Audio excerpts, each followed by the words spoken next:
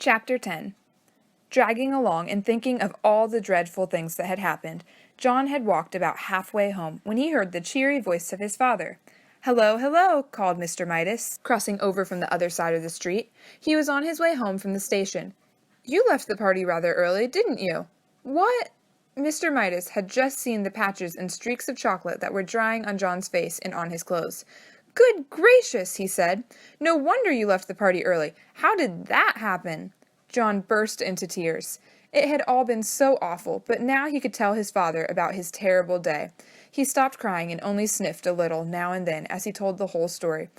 About taking the coin to the candy store, about buying the box that had turned out to have only one chocolate in it, about the toothpaste, about breakfast, the gloves, the silver dollar, the pencil, the lunch, the trumpet, and finally the apple ducking water.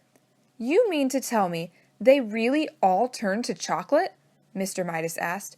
"You're sure you didn't imagine some of this?" "Oh, no," John assured him.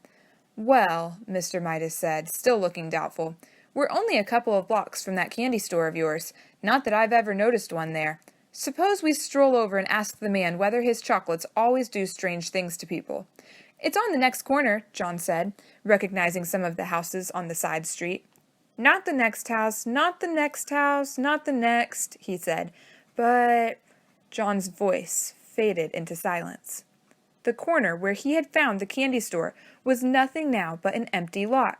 Flat, open ground littered with a pile of rusty tin cans and broken bottles around a splintery old sign saying, "For sale." Said Mr. Midas, frowning anxiously at John. "I think we'd better pay a visit to Dr. Cranium before we go home." "That's where the store was, though," John protested, beginning to cry again. He had shed more tears in that one day, it seemed, and certainly eaten more chocolate than in all the other days of his life put together. "I know it was." Dr. Cranium was a busy man. As luck would have it, however, he was able to see Mr. Midas and John almost at once. "Well, well, well, well, well," said Dr. Cranium. "And how are we getting along now, John? Have we cut down on our candy, eh?" "How do you do?" John responded dully. "Apparently, he's had a bad day, Dr. Cranium," Mr. Midas said. "Trouble at school, you know, and a little accident at a birthday party. What I'm worried about is that he keeps saying that everything he puts into his mouth turns to chocolate." "No more than a nursery fantasy, I'm sure," Dr. Cranium said to Mr. Midas. "Well, John," he went on, looking down with a smile, "suppose you tell me in your own words what the matter seems to be." "Everything I put in my mouth turns to chocolate," John explained. "Everything I eat and everything I drink changes into chocolate. I'm thirsty and I'm getting a pain, a bad one, I think." Dr. Cranium sighed patiently and invited John to open his mouth and say, "Ah." "Ah," John said.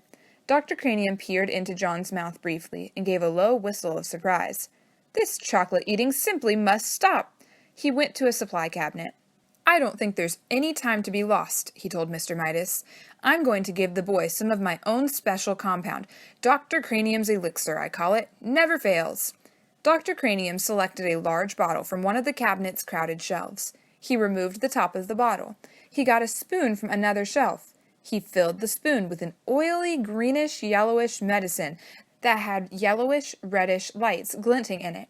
"Doesn't taste very pleasant," Dr. Cranium warned John in a pleasant tone of voice, "but I'm sure it'll do the trick. Clear the stomach and you clear the mind. That's what I always say." Dr. Cranium offered John the brimful spoon. "Must I?" John asked his father. "I know it'll turn into chocolate." "Go on," Mr. Midas nodded encouragingly. "Drink it down." John took the spoon between his lips. The medicine turned to chocolate. The spoon turned to chocolate. John choked and spluttered, and chocolate syrup spurted from his mouth. Dr. Cranium dropped the spoon in alarm. When it struck the white-tiled floor, the chocolate handle snapped into several pieces. "Mercy," said Dr. Cranium. "I've never seen anything like it. The boy's whole system seems to be so chocolified that it chocolifies everything it touches." After he had recovered somewhat, the doctor went on. "I believe that this must be an unprecedented case of, chocolatitis. I shall call it Cranium's disease.